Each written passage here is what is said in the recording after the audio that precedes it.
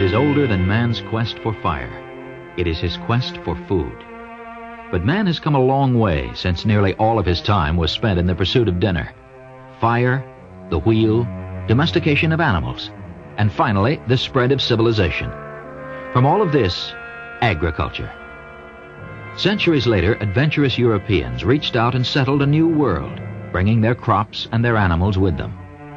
North America became home for breeds and species it had never seen before. Horses from Castile, cattle from Holstein, hogs from Hampshire, sheep from Spain. And a nation was also taking root. The American dream was fast becoming a reality.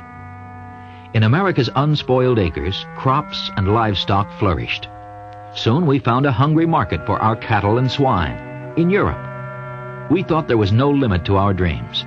We had come a long way for a nation not yet 100 years old. But clouds were forming on the horizon that would threaten to end the dream forever. It was 1879. England, plain and simple, told us they wouldn't take our cattle anymore. A disease with one of those all-too-long names, contagious bovine pleuropneumonia, was showing up in English herds. Our cattle had it, the British didn't want it. At the same time, a thriving market for our pork in Europe was being shut down because our hogs had trichinosis. And the export gates were closed. At home, hog cholera was ravaging our swine herds. Horses had big head and glanders. Sheep had lockjaw, staggers, and parasites. Texas fever was disrupting the western cattle industry. Farmers in Kansas began enforcing a Winchester quarantine to keep out southern cattle. Frustrated, desperate farmers and ranchers petitioned Congress. A law was passed. The order went out. Eradicate pleuropneumonia. Get our export markets back. Save American animal agriculture. What was to become a century-long assault on livestock diseases and pests began on May 29, 1884. It was named the Bureau of Animal Industry. And this is its story.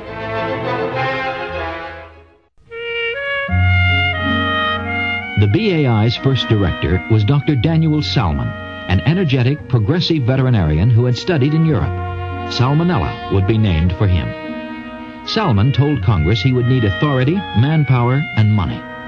Soon, Congress gave him the authority to quarantine premises and stop shipment of cattle to halt disease. The BAI was authorized to pay for the destruction of diseased animals. The agency was soon coordinating efforts that had once been entrusted to such diverse groups as the Army Veterinary Corps, the Patent Office, and the U.S. Treasury Department. BAI research scientists began to enlist the aid of the states. Pennsylvania took on a 3-year study of animal health. Poultry were tested in Maine, beef cattle in Alabama, horses in Colorado, sheep in Wyoming, dairy herds in Michigan. On September 26, 1892, barely 3,000 days since the Bureau of Animal Industry had been born, our first assignment was completed. Contagious bovine pleuropneumonia had been eradicated. One disease down, and many more to go. BAI researchers were bringing scientific methods to agriculture. In the 1880s, Cooper Curtis, Theobald Smith, and Fred Kilbourne proved that ticks spread Texas fever in cattle, leading to a program of dipping cattle. BAI discoveries about the spread of disease by insects had important implications for human medicine, leading to the control of yellow fever and malaria, making it possible for U.S. workmen to complete the Panama Canal, where 2 attempts by the French had failed before. It was 1902. We had turned the corner into a new century. The BAI soon came face to face with the most devastating livestock disease of all, foot and mouth disease, FMD. 6 outbreaks would have to be wiped out before it was eradicated for the last time in 1929. The largest outbreak in 1914 spread through the Chicago stockyards and other major markets. Nearly 750,000 head of livestock were lost in the outbreak. The following year, Congress passed tough legislation prohibiting direct imports of animals and most animal products from countries with foot and mouth. We have remained free of foot and mouth ever since.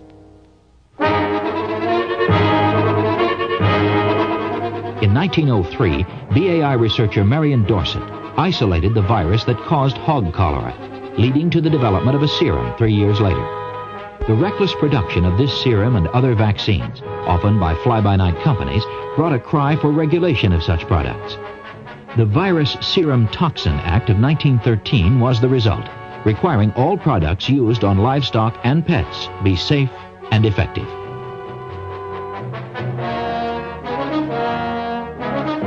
In 1905, American author Upton Sinclair published his classic novel, The Jungle, a scathing condemnation of the filthy conditions in meatpacking plants. Public opinion soon mobilized legislation, the Meat Inspection Act of 1906. BAI inspectors soon became common sights in slaughterhouses and processing plants. In 1910, the BAI began to move its livestock test operations from the mall in downtown Washington and from an area across the Potomac River in Virginia that one day would be occupied by the Pentagon to an area about 20 miles outside of the nation's capital. There, at Beltsville, Maryland, scientists and researchers would gather to pursue the task of improving the efficiency of American animal agriculture. Nearly every segment of U.S. agriculture would eventually go under the microscope or into the test pens at Beltsville. Beltsville researchers began a project to improve the milk output of cows. Eventually, it would increase production fivefold. Other researchers helped improve the taste and shelf life of butter, giving the dairy industry much-needed support. In 1915, Beltsville researcher Sewell Wright opened up a new page in animal research when he launched a long-term study of animal breeding. Using guinea pigs, Wright observed genetic traits. His pioneering work in basic animal genetics led to dramatic improvements in domestic livestock, and the principles of population genetics he developed were adapted by animal scientists around the world. During World War I, Beltsville assisted the Army by improving the wool output of sheep, vitally important to both soldiers and consumers in a time before synthetic fibers.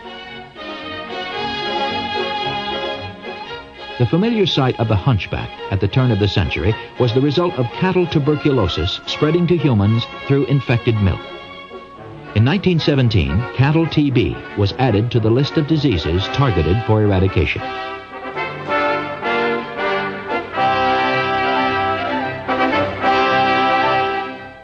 In the Roaring '20s, BAI veterinarians traveled the new highways of the nation. Much of their time was spent assisting the growing American swine industry. The Meteor Hog was the result. Additional work would further improve U.S. hogs, leading to the leaner hog of today.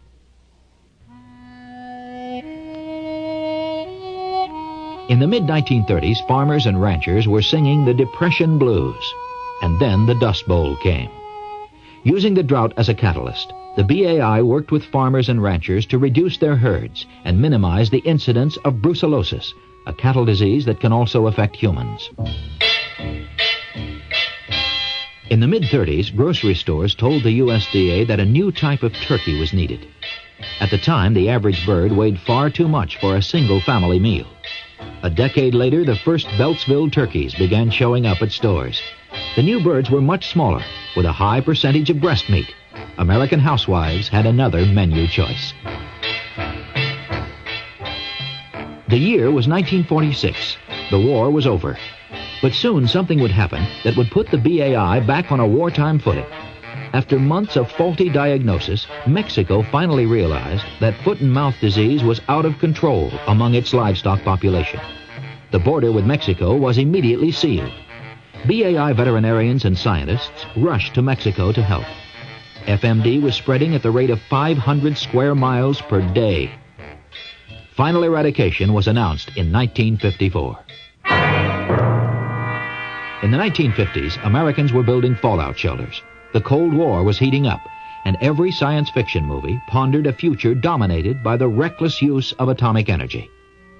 USDA scientists were anxious to try a peaceful use of the atom.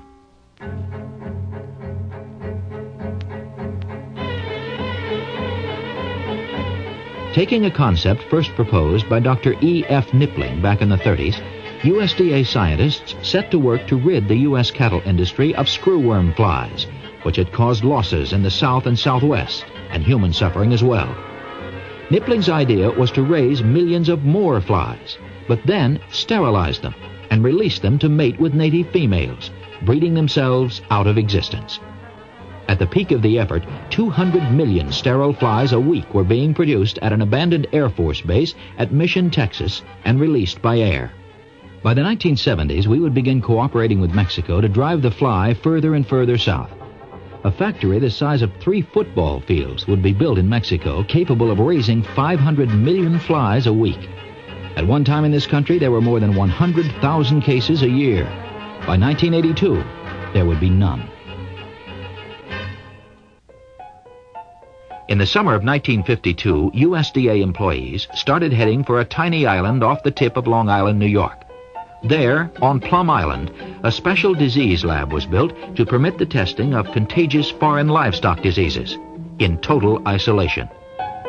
Major breakthroughs would be achieved at Plum Island, including a method to produce a vaccine for foot and mouth disease using gene splicing.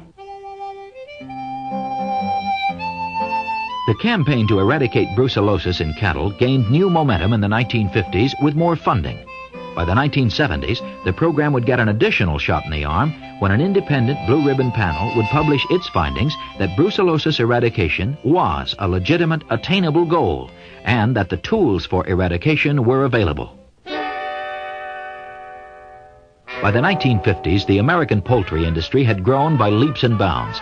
More than 3 billion chickens and turkeys a year were being served on U.S. tables. A system of poultry inspection was implemented. USDA inspectors became common sights at poultry processing plants. In 1961, we consolidated much of our domestic animal health research and diagnostic work into a brand new facility at Ames, Iowa. Research on diseases, diagnostic work, and the testing of vaccines and serums for use on livestock is carried on in the new facilities. In the mid-1960s, a rash of newspaper and magazine articles resulted in a public outcry for federal laws to protect animals used in laboratory experiments and to prevent pet napping. The Animal Welfare Act was the result. USDA inspectors would begin making unannounced visits at pet breeding facilities, research labs, airports, and even zoos and circuses to assure humane care of protected species. In the late 60s, the USDA announced the development of a vaccine to protect chickens from a type of cancer called Merrick's disease. Although not a threat to human health, Merrick's had long been a burden for American poultry raisers, causing $168 million in losses in the year before the vaccine became available. By the 1960s, advances in technology were making it possible to dream dreams that even Dr. Salmon would have thought impossible. Studies began into ways of transferring embryos to produce greater numbers of offspring.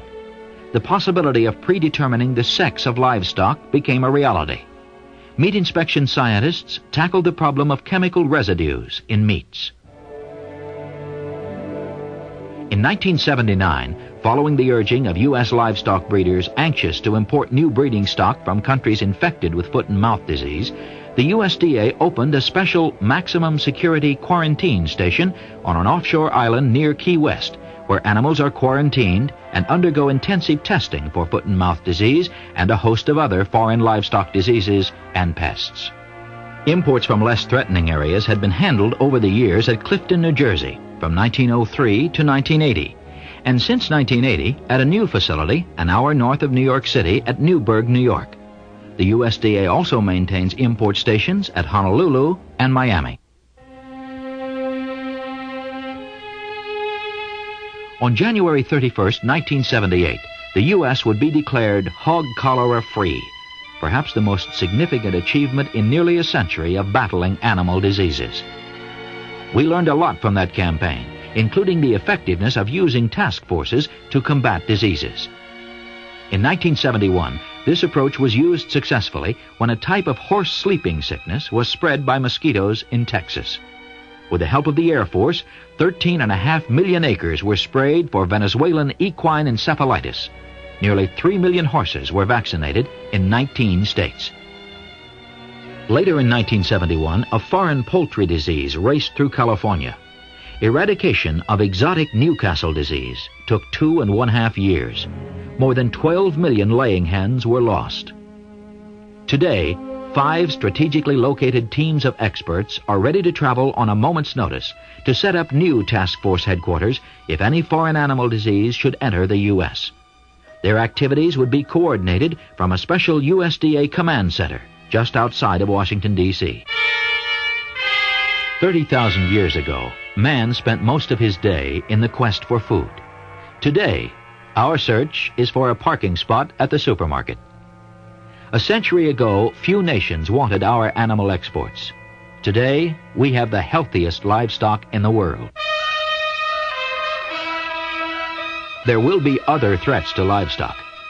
The BAI won't be there, but hard-working men and women in its successor agencies will be, manning our ports of entry, watching at sale barns and slaughter plants, testing animals, peering into microscopes, informing the public, enforcing the law, working 24 hours a day into our 2nd century of animal health.